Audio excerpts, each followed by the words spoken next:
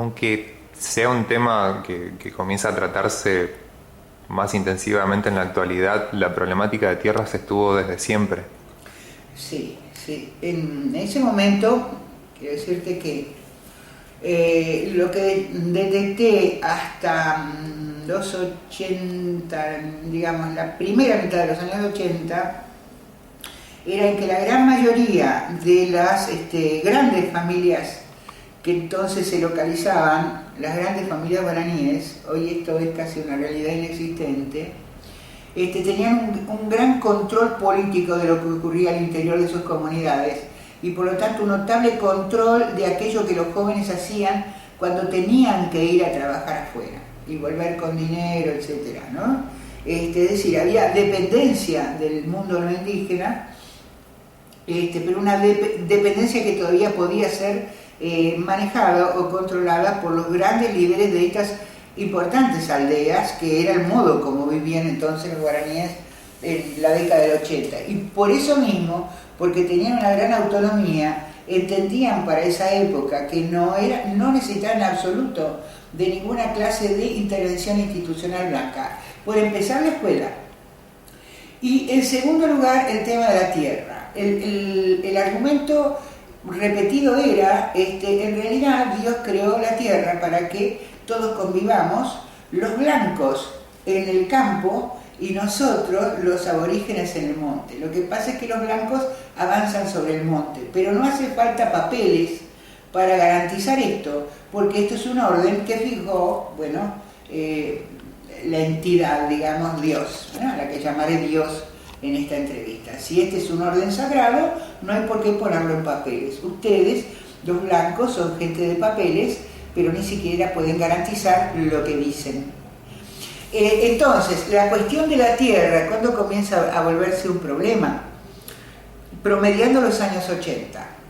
¿Y cómo desencadena en una propuesta legislativa la ley del indio de la provincia de Misiones, que fue la más avanzada para la época y que diría hoy aún es avanzada en términos de la legislación nacional actual? Ni hablar de la provincial, bueno, no tiene sentido hablar de una antigüedad ideológico-teórica como es la ley del indígena actual. ¿Cómo aparece esta problemática y se reconoce como problemática? Cuando yo vuelvo de Brasil traigo un saludo de Marçal de Souza, que era un líder cayobá de Mato Grosso do Sur, de la zona de Dourados, un saludo a los guaraníes de Misiones, que después fue traducido por Carlos Martínez Gamba y publicado en el Suplemento Antropológico del Paraguay. Y en ese documento, que al principio cuando lo escuchaban, íbamos a las aldeas con este material para que escucharan. Después volvíamos a la semana a ver qué habían pensado.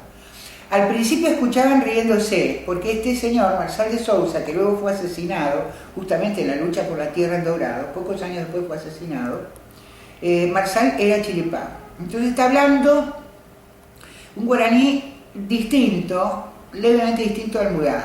El mbuyá en general consideraba de menos cualidad humana el chiripá. Entonces comenzaban a reírse, pero a medida que avanzaba la grabación iban tomando cuenta de la seriedad de lo que Marçal decía.